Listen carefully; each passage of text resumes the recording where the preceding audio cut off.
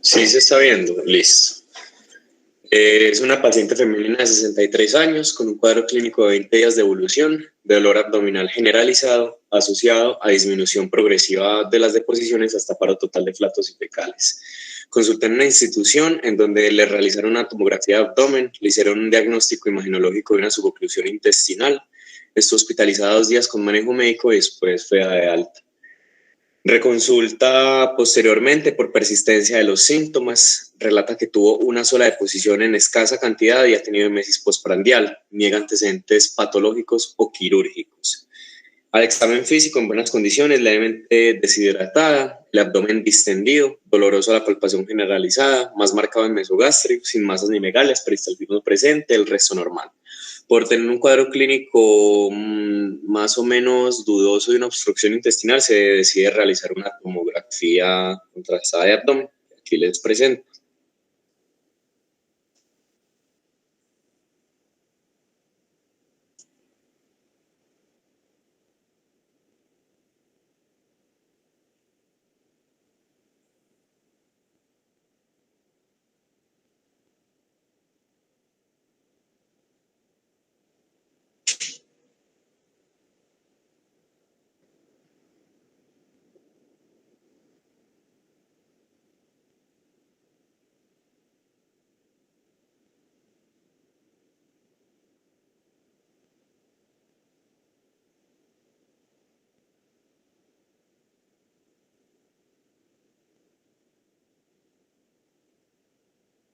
No sé si alguien quiera decir lo que piensa o la vuelvo a poner.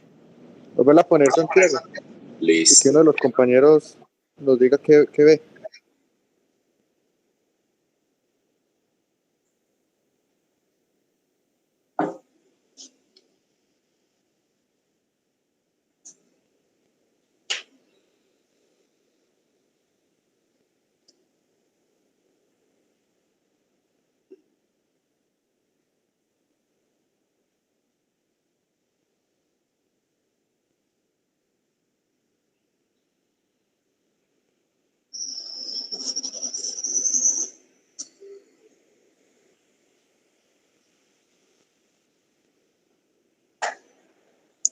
Bueno, pues ahí se le ve en una distensión de asas de intestino delgado y en la fosa ilíaca derecha se le ve como el signo del doble halo, pues o de la diana, pareciera como si estuviera haciendo una intususcepción iliocecal. Pensaría yo que ese sería como lo que se puede ver ahí en la tomografía. De acuerdo. ¿Qué otro signo tomográfico hay? Aparte del de la diana. Pues que es el mismo signo, pero miraba no en axial, sino en coronal. El de la salchicha, pues le llaman así. Exacto, sí, muy bien. También leo lo mismo, no sé, Santiago, qué... Bueno, sí, la lectura del radiólogo fue la siguiente. Invaginación ileocólica que causa obstrucción de alto grado, paredes de las asas tan gruesas y hay aumento de la densidad de la grasa adyacente sin perforación, resto pues normal. Como la paciente no tenía antecedentes quirúrgicos y por el hallazgo en intususcepción se decidió llevar a una laparoscopia diagnóstica. Llevaron a la laparoscopia diagnóstica encontrándose una válvula ileocecal completamente normal. Llamó pues la atención porque en la tomografía se vio que la intususcepción era en válvula ileocecal, pero está totalmente normal. Pero se encontró la intususcepción a 60 centímetros del ligamento de Treitz, en el yeyuno proximal. Una intususcepción yeyuno-yeyunal, realmente. Se llevó a mililaprotomía, se exteriorizó el asa comprometida, se hizo desinvaginación de la intususcepción, se encontró una cabeza de intususcepción con una masa pétrea. Se realizó resección más o menos de 15 centímetros de yeyuno y se hizo una anastomosis terminal sin complicaciones. Esta fue pues la imagen del tumor encontrado causante de la intususcepción. Entonces, hoy les voy a hablar de tumores de intestino delgado. La mayoría de las neoplasias gastrointestinales son de estómago y de colon, nada más menos del 5% son del intestino delgado, son bastante raras.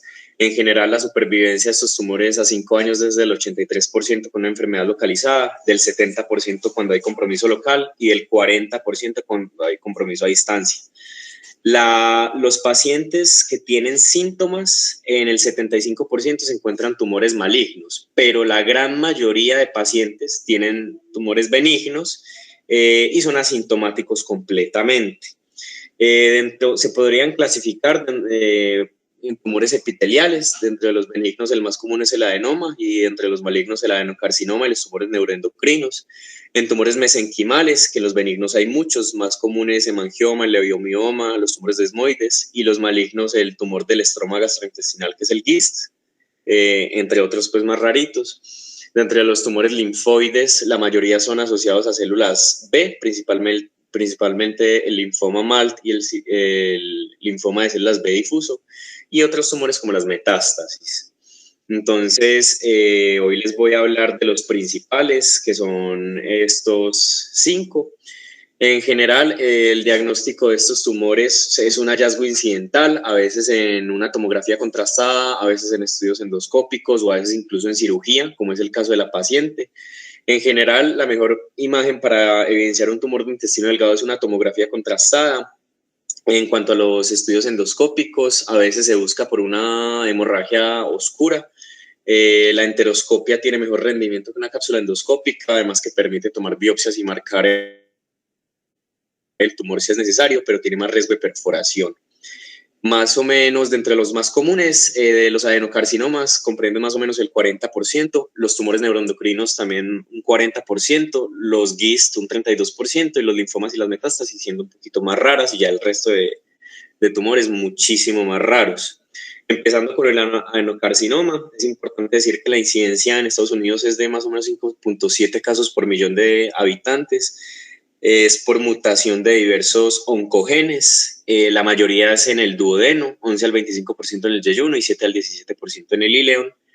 Los síntomas son muy pocos y cuando existen son muy leves, en general dolor abdominal difuso, puede dar cuadro de obstrucción intestinal y hemorragia oculta. El diagnóstico se basa principalmente en imágenes, en estudios endoscópicos y en cirugía como hallazgo incidental.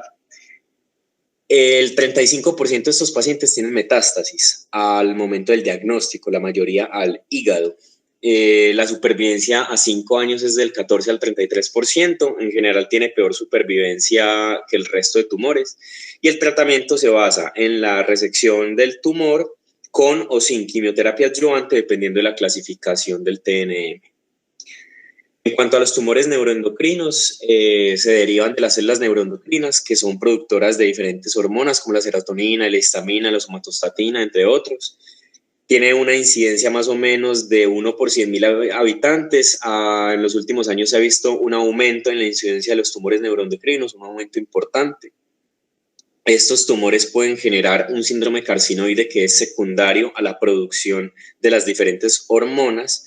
El síndrome carcinoide tiene muchos síntomas muy variados, los más comunes son flushing, la diarrea o el broncoespasmo.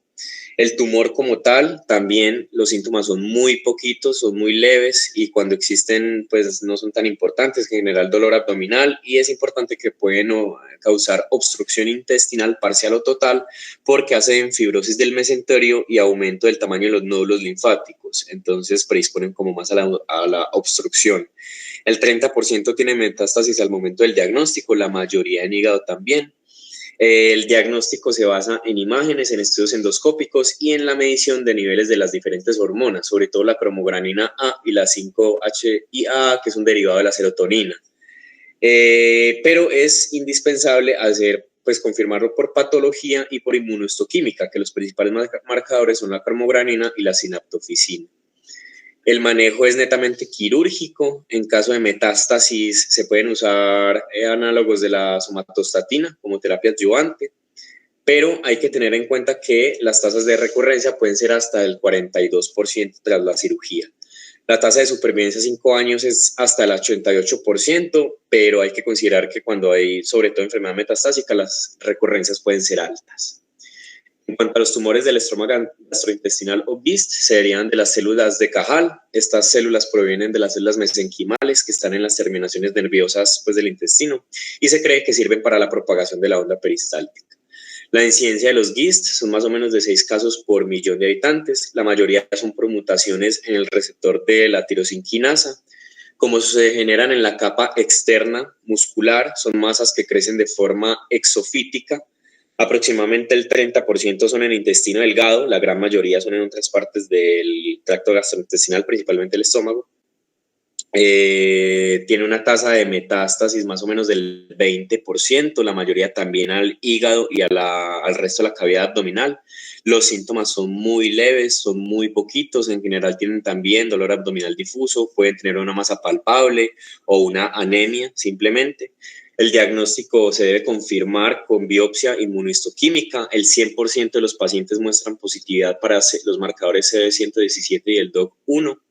Y para el manejo se puede usar neoadjuvancia y después adjuvancia, sobre todo con inhibidores de la tirosinquinasa, como es el imatinib. Y después de disminuir el tamaño del tumor, pues la resección. En cuanto a los linfomas, es importante decir que el tracto gastrointestinal es el sitio más común de presentación de linfomas extranodales. El 33% se presenta en el intestino delgado. El 60% de los linfomas es un linfoma de células B difuso, el 30% es un linfoma MALT, como ven la mayoría son linfomas derivados de células B y solo la minoría son derivados de células T, que comprendería la enteropatía asociada al linfoma de células T, solo en un 5% o menos. El manejo de los linfomas es netamente con quimioterapia. La cirugía no ha demostrado mejores tasas de supervivencia y por el contrario ha mostrado mayor riesgo de complicaciones postquirúrgicas. Y en cuanto a los metástasis, es importante decir que el intestino delgado es un objetivo, un sitio raro de metástasis de diferentes órganos, ya sea por invasión directa de órganos de la cavidad abdominal o por invasión a distancias, principalmente del melanoma. Como conclusiones, tenemos que los tumores de intestino delgado son raros, tienen una incidencia muy baja, pueden ser a veces la respuesta en contexto de un paciente con un sangrado digestivo oculto. Los más comunes son los GIST y los tumores neuroendocrinos, que últimamente han aumentado mucho en incidencia. Hay que tener una alta sospecha diagnóstica para sospecharlo, ¿cierto? Comúnmente son hallazgos incidentales, tanto en tomografía, en estudios endoscópicos o incluso en cirugía. La mayoría de los tumores en intestino delgado son benignos y asintomáticos, pero la mayoría de los tumores sintomáticos son malignos y en general tienen buena supervivencia, pero depende pues del tipo de tumor y depende del compromiso metastásico. En cuanto al caso clínico, la paciente estaba en la edad promedio de presentación de un tumor en intestino delgado, 60-70 años, y tenía una clínica de una obstrucción intestinal parcial. En la tomografía se observó una intususcepción aparentemente en la válvula ileocecal, pero en realidad en la cirugía se evidenció que estaba en el yeyuno proximal. Recordemos que más del 95% de las intususcepciones en los adultos son secundarias y la mayoría son debidas a tumores. En el caso de la paciente se evidenció un tumor de aproximadamente 6 por 5 centímetros originado de la pared intestinal, creciendo de una forma endofítica. No se evidenció compromiso de la cavidad abdominal y en la tomografía no se observó compromiso hepático, por lo que se podría considerar una enfermedad en estadio localizado. Lastimosamente, la patología está aún pendiente, entonces no les puedo decir qué fue. Yo pensaría que es un tumor neuroendocrino, porque también teníamos mucho la sospecha de que fuera un GIST, pero como el crecimiento es más que todo endofítico, yo pensaría más que todo que podría ser un tumor neuroendocrino. Eso es todo lo que les traigo.